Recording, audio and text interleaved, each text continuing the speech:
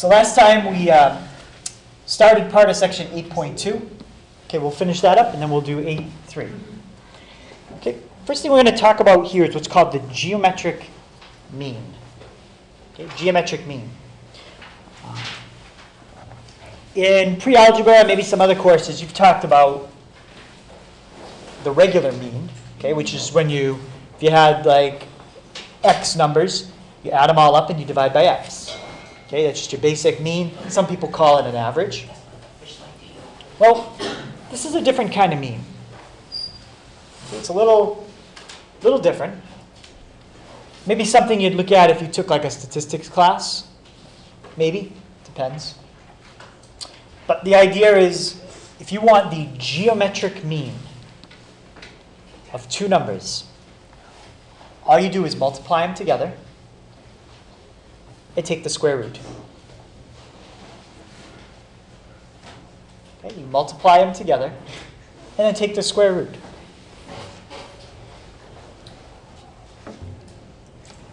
All right, so let's try an example. Sometimes the answer comes out nice, sometimes it comes out to a decimal.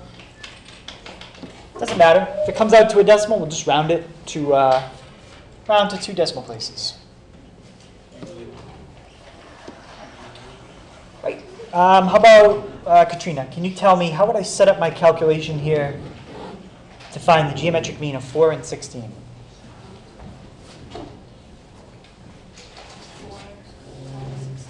Yeah, 4 times 16. And then what do you do? What do you do after you do 4 times 16? Find the square root. Okay, so 4 times 16 is 64. And Luke's square root is 64. 8. Is 8. Okay. So 8 is what you call the geometric mean of 4 and 16. Right, and this ties in with a proportion too. If you were to set this up as, okay, just watch this part. Okay, 4 over x equals x over 16. Watch what happens if I solve this proportion. I get x times x. I get 4 times 16. And then to solve a problem where you have something squared, you take a square root. So x is the square root of 64, or 8. So we will have proportions that come up that involve the geometric mean, even if you don't necessarily think of it as that. That happens anytime you have the same variable on the diagonal, okay, the same power, okay, exact same expression, and then you have two numbers on the other diagonal. You're really finding the geometric mean right here. Okay. Any question on that?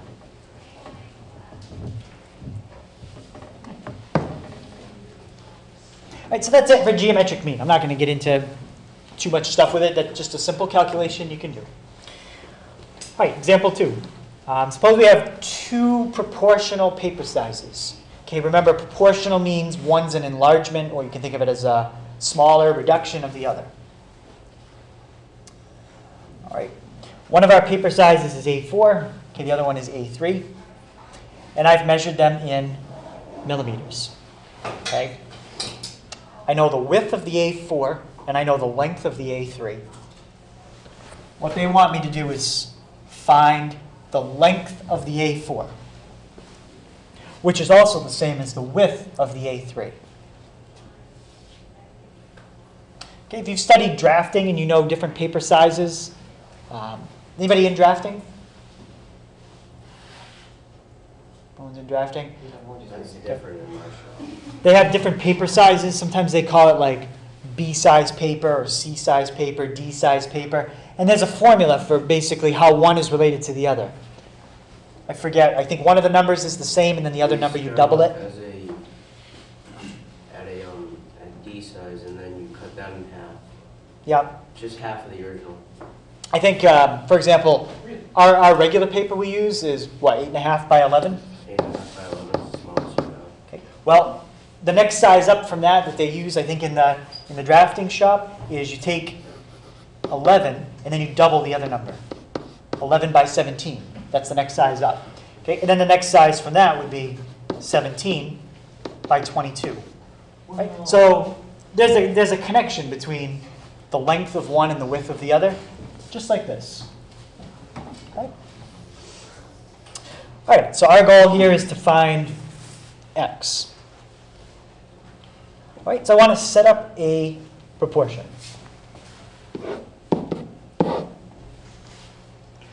Right, let's start on the left-hand side. Okay, without even filling in numbers yet, can someone tell me what the left-hand side proportion could represent? It's going to represent two things on the left and two things on the right. Okay, yeah. The width and the height. All right, so length and width of which one? Which one do you want to put on the left? A4. All right, so Connor's going to let the left-hand side be A4. Let's put the width on top. The bottom one is going to represent paper A4, except that'll be the length. Now we need to set it up the same way on the right, except we're going to use the A3 paper. So A3, put the width on top, and then A3, put the length on the bottom. Again, you could set this up many, many different ways. Okay? If you set it up any way so that your A4 length is multiplied by your A3 width, and your A4 width by your A3 length, we've seen at least 6 different ways you could do that. Okay, so Denver, what's my A4 width? Yep. And Selena, what's my A4 length? X. X. Okay, my A3 width is X. And my A3 length is 420. Okay? Look what just happened. This is what I just explained to you when we did geometric mean. You're really finding the geometric mean of these two numbers. Right? So we multiply it out. Marquise, what's x times x? X squared. Good. X squared. Now we've got 210 times 420. So 88,200. Okay, and my last step, I got to get rid of this exponent of 2. Justin, how do you undo squaring? Divide by 2 would undo multiply by 2. So you can't get rid of a square with add, subtract, multiply, or divide. Find the square root of 88. Yeah. So take the square root of each side. Okay. So it comes out to about 296.98. Remember that was in millimeters. So put your label on that. Okay. Any question on that? Okay, so that's the length of the A4, which is also the width of the A3. And notice it's exactly what I said. You take one, you double it, and get the length of the other.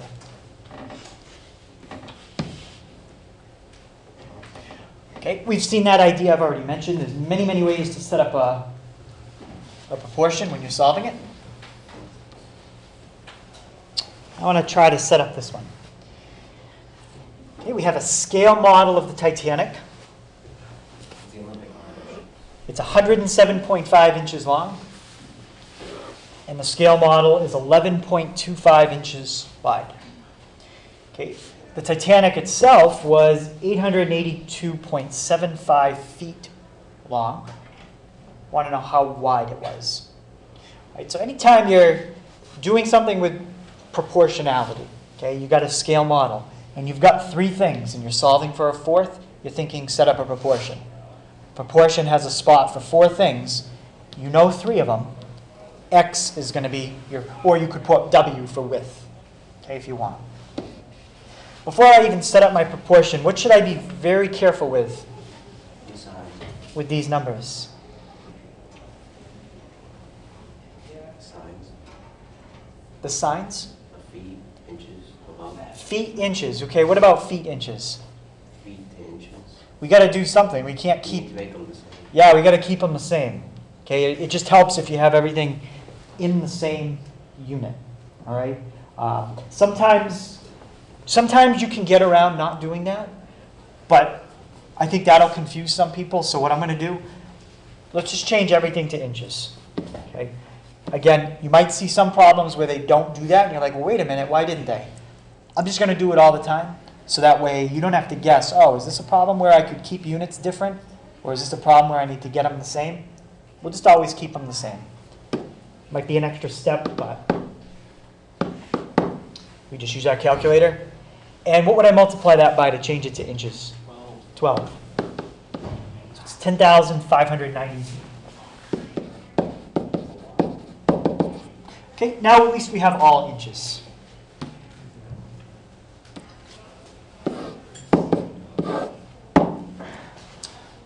Okay, anybody tell me how I could set up this proportion?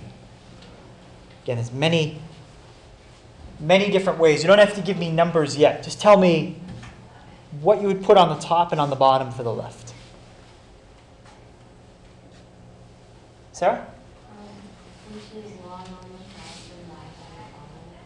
All right, can you be more specific even than just putting length on the top and width on the bottom? Because I have a couple lengths and a couple widths in this problem. Okay, good. Let's put the scale. You want to put width on the top, you said? Or? Length? Okay. So we're going to put scale length on the top. We're going to put scale width on the bottom. Okay, we're going to put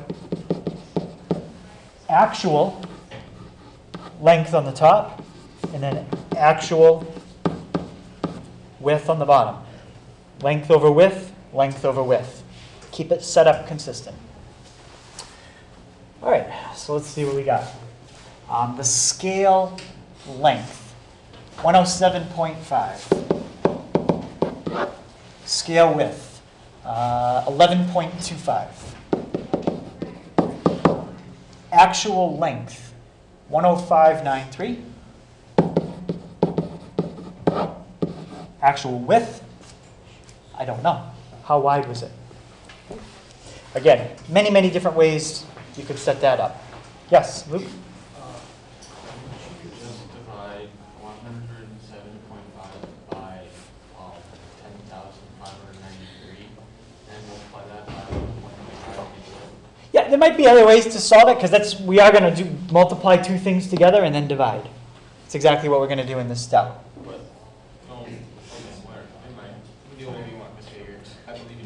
And again, there might be different ways. You know, the way Luke thought about it, maybe he could have switched what was on the left and right and done it in his head. You could switch what's on the top and bottom and do it in your head.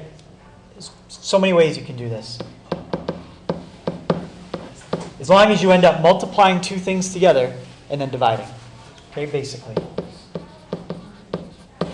Make sure whenever you multiply, it should be the 11 times the 105 on the diagonal. Okay. And then the W times the 107.5. Last step. Divide by 107.5. Okay, multiply these together. Divide by 107.5. Okay, when you do all that out, let's see what we get.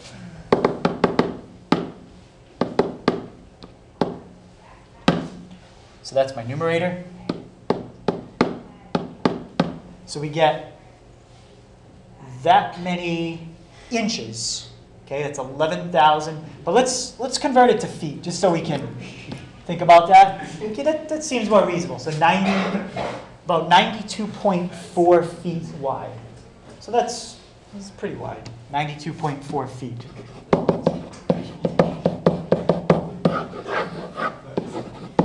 Okay, and I'm going to make a note. We converted inches to feet. All right, so after I got all this, I divided it by 12 and changed to feet.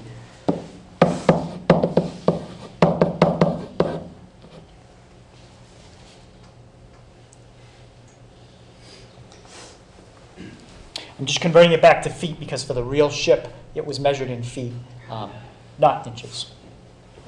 Okay. Any questions on that one?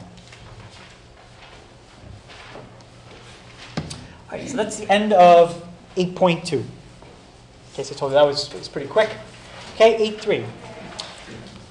Okay, 8.3, they start to talk about similar polygons. Okay, we've talked about congruent shapes. Now we're going to talk about similar shapes. Okay, the big idea that you can keep in the kind of the back of your mind, if two shapes are similar, one is a larger version of the other. That's it. All right. The book gets into some more technical description of it, but that's the big idea. If one shape is a larger or smaller version of the other, then they are similar. Okay. A little bit more formally, we could say that all the angles must be congruent.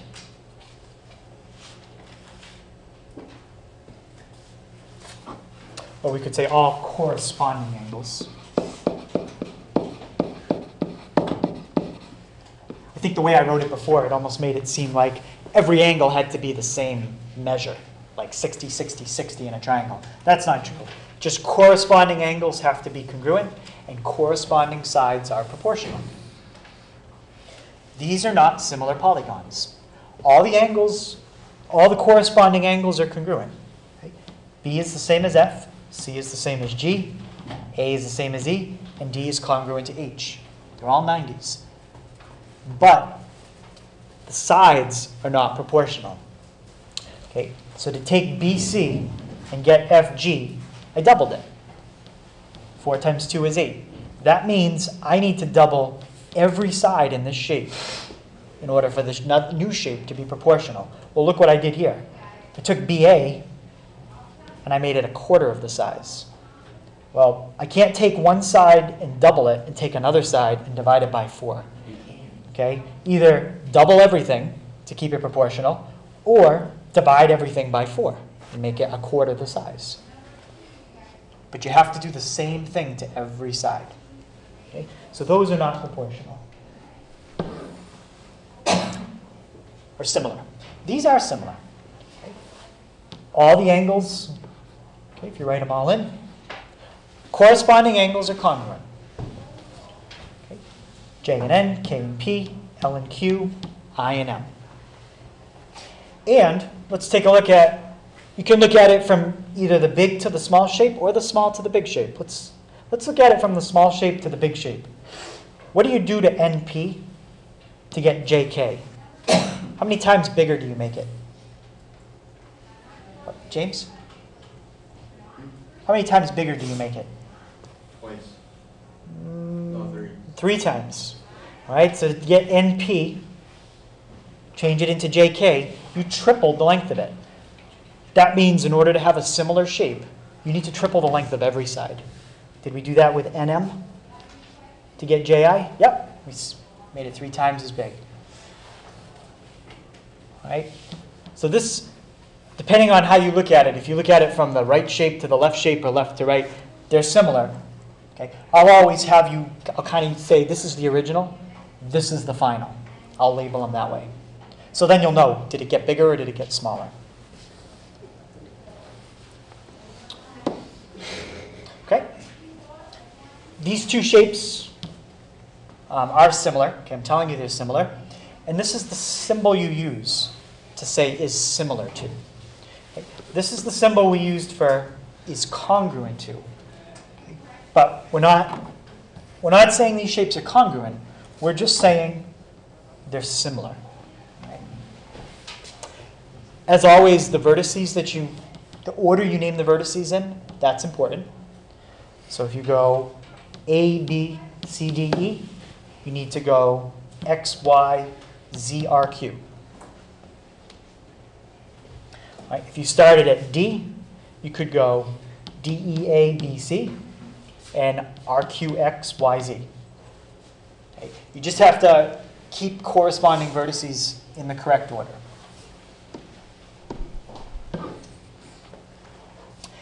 Okay, what I just wrote up above, that's called a similarity statement.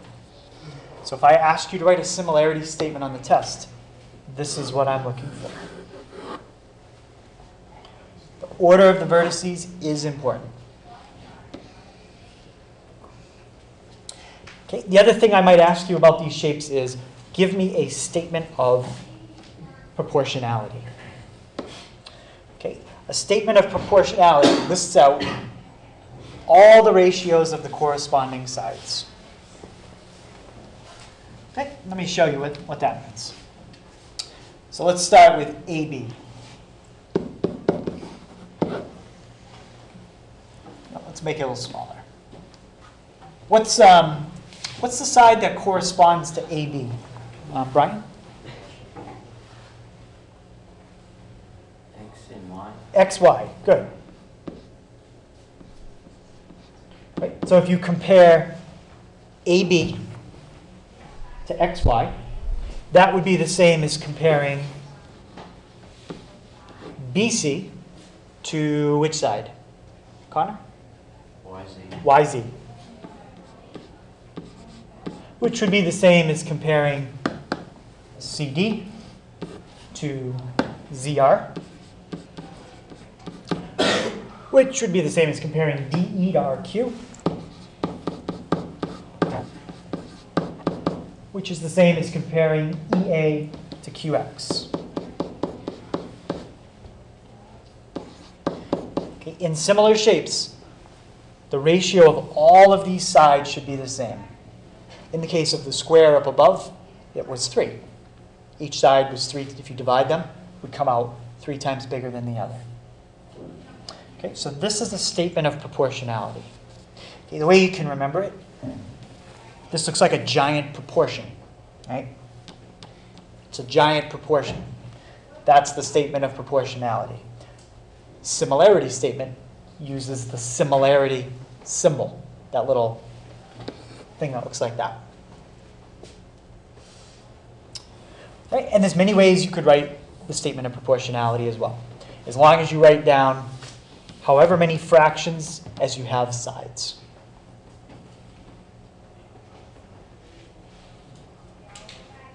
Is that for one shape, Mr. Hager, or both shapes? This is for both shapes. So you're comparing AB to XY and then BC to XYZ and so on. So you've got to have 2 shapes to write something like this.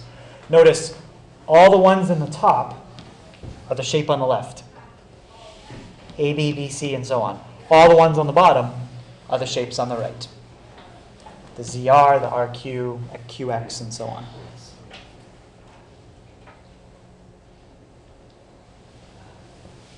And again, there's literally hundreds of ways I could set this one up.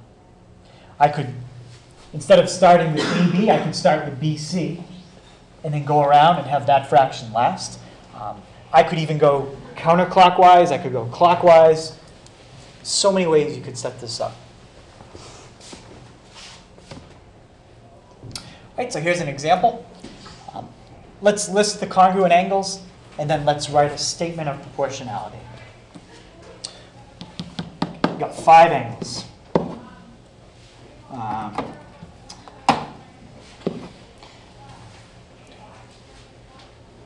So they want us to write out the corresponding angles. So let's do that. So we have J, N, M, L, K.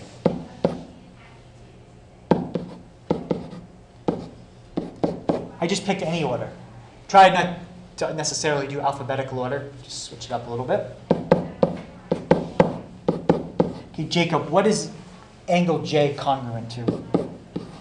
Angle S. J and S. Yep. Okay, Eric, what about angle N?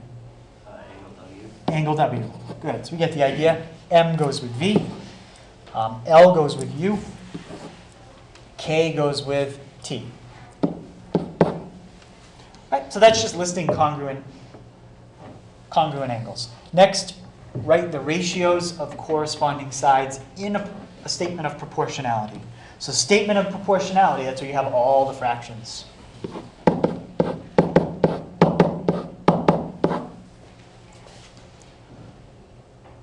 Okay, and we just go through. What I would do is pick 2 letters to start with that are consecutive, N, M, okay? And then go match up those 2 letters with the shape next to it. WV. All right, how about Ariel? What would be the next one after NM? Yep, we got ML, and that corresponds to what? VU. Okay. If you actually knew the sides of the numbers here, and you divided NM by WV, whatever number you get for that, you'd get the same number for this fraction, and the same number for every fraction we're about to write. That's what makes two shapes proportional. Okay. When you divide corresponding sides, you get the same number. All right, now we've got LK, UT, KJ, and TS, and JN, and SW. That's a statement of proportionality. Hey, any question on that? Again, many, many, many ways to do it. It's just one way to do it. Okay, next I want to decide if these two figures are similar. And if they're similar, we'll write a proportionality statement. Okay, two things have to happen for shapes to be similar. Okay, what's one thing? Angles can't change. Yep, angles have to all be the same. Let's look. Y is same as R. Yep. X and Q are marked the same. W and P are marked. Z and S are marked. All four angles are the same in each shape. But as we saw earlier, just having your angles the same, think of a rectangle and a square. Doesn't mean they're similar. Now we got to compare sides. So you're basically going to do a statement of proportionality, except with numbers now. Let's start with XY. What side would be, Alyssa, corresponding with XY? QR. Okay, let's check another side. Let's check YZ and RS. And we're hoping these all come out the same. Let's check ZW and compare it to SP. And lastly, let's check WX and compare it to PQ. If these shapes are similar, all those fractions are going to come out the same. Do they all come out the same?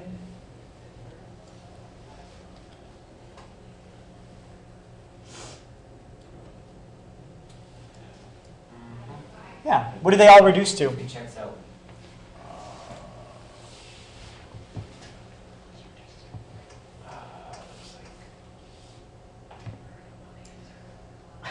What do they all reduce to, Connor? 2/3. 2/3, yeah. They all reduce to, well, I'm sorry, not 2/3. Dang it. 3/2. You could have compared them the other way, though. If you compared Denver, the smaller shape, to the larger shape, it would have been 2/3. They didn't tell you which way to do it. But as long as they all come out the same, it means these are proportional. Now we can write a similarity statement. All right, so let's do WZYX. Who can tell me what shape that is similar to? And be careful the order you name the letters. Luke? PSR. Yep. Okay, again, good job. Many ways you could name it. Just pick a vertex, go clockwise or counterclockwise, pick the corresponding vertex in the other shape, do the same thing. All right, so this one's going to involve a proportion. It says you're creating a poster for a field trip. You have a 3x5 photo you want to enlarge. So we're talking about a similar shape. The enlargement is going to be 16 inches wide. How long will it be?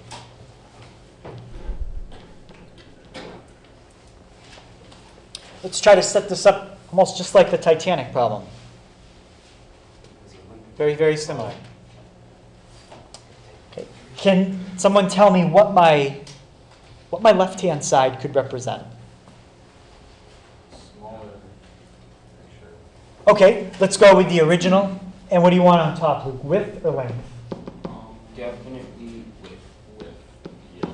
All right, so we're going to put original width on top, original length on bottom. Okay, what's going to go on the right-hand side? The enlarged version. Yep. So enlarged width, enlarge length. Now fill them in. Okay. My original width. What's my original width here? 3. Yep, 3 by what? 3 by 5. What's my enlarged width of the poster? 16. How long is the poster going to be? Okay. Let that be a variable.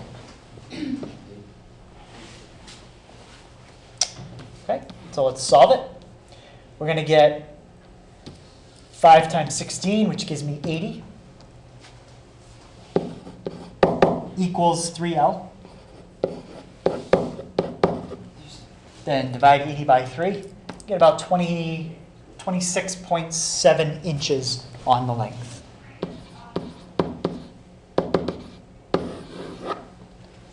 If you make it 26.7, that will keep it proportional and it won't stretch the photo out in any one direction too much. Okay, sometimes you see that. People try to take a photo that's like too wide and they try to make it look square, and then it doesn't look stretched proportionally. All right, so if you compare the original to the enlargement, you can get what's called the scale factor. Okay, how many times bigger or smaller did you make it? Okay, but you always take original and compare to the new one. Okay, so in our case, the 3 by 5 photo compared to the new poster. Okay, to find the scale factor, all you have to do is compare 2 corresponding sides. It doesn't matter which 2 you pick. They're all going to come out the same. Okay, just like we did in that last problem. Okay, what I decided to do is look at the widths. You could compare the lengths, though. If they're proportional, it's the same enlargement on the width as it was on the length. So the width of my enlargement was 16. Okay, they gave me that. The width of my original was 3. If I take the width of the enlargement, divide by the width of the original, I get 5.33. That's called the scale factor. That's how many times bigger you made the enlargement. So it's a little over 5 times bigger. Again, scale factor can also get smaller. If you think of like building a scale model of a house or something like that, that might be a decimal.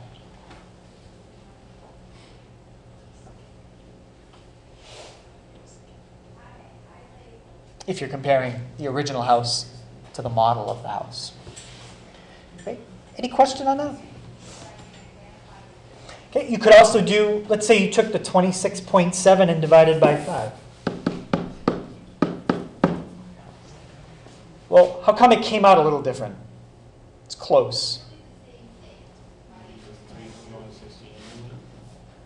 Yeah, because we rounded. Okay, this 26.7, that's rounded off. Okay, it wasn't exact. It was like 26.6 repeating. Right?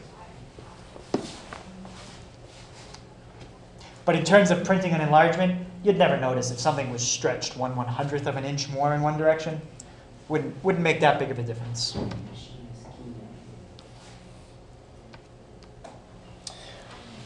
All right, so this one says we have a rectangular patio, okay, built around a pool, and the shapes are similar. So the shape of the patio is basically a bigger rectangle proportionally compared to the pool. It says calculate the scale factor of the patio to the pool. Okay, make sure you don't do pool to patio. They want patio to pool.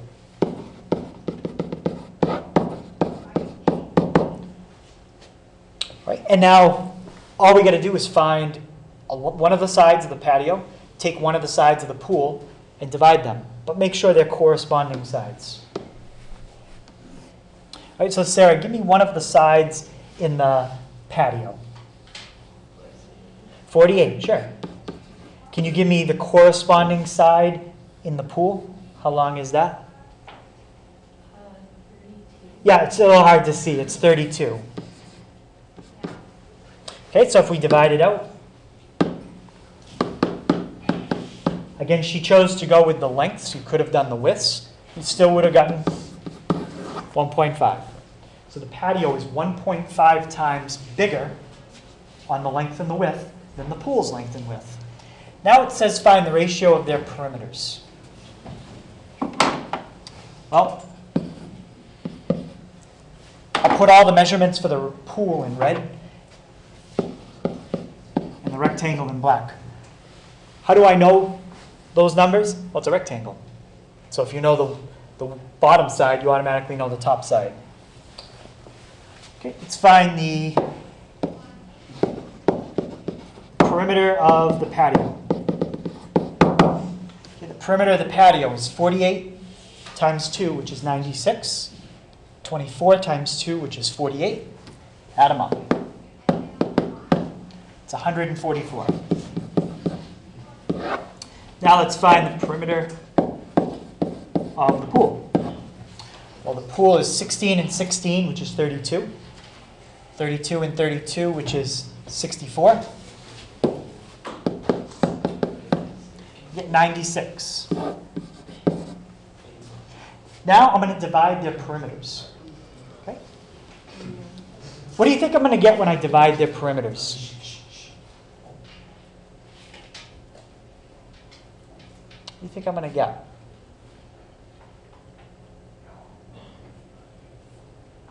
Any guess?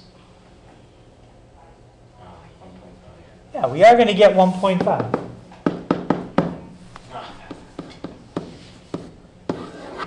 So that's actually a theorem. It says if two polygons are similar, then the ratio of their perimeters is equal to the ratio of the corresponding sides. Okay? So in other words, if one side is 3 times as big and you have similar shapes, then the perimeter is 3 times as big. Okay. All right, so this will be our last one.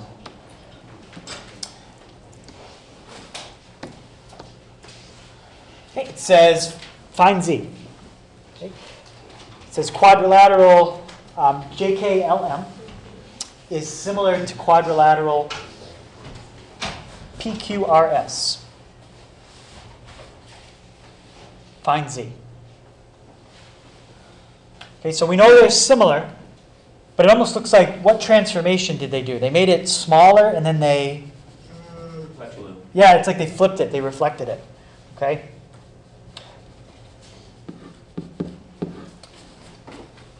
So when we set up our proportion, let's just compare corresponding sides. Let's start with 10. Denver, what side corresponds to 10? QP, which is? Z. Okay? So 10 is to Z as 15 is to, which side corresponds to 15? 6. Okay. Cross multiply. Okay, Morgan, what's 10 times 6? So we get 60. Z times 15. 15Z. Last step. Divide by 15. What do I get for z? 4. Good. So z is 4. Okay. Any questions on that? All right. So the homework tonight is solving a lot of simple proportions. So I'm going to give you a bunch of them to practice. Page 468. Okay. It's like 8 or so problems I'd like you to try there. 17 to 20, 23 to 26, 38 and 39. Okay. If you can solve proportions, these are all very, very fast. There's no proofs. There's nothing long in any of these problems. And then on 476, 9 to 21, just the odds. 24 to 28, all. And 39 to 42. Okay, writing similarity statements and statements of proportionality. And solving like we just did. All right, so we'll take a look at that tomorrow.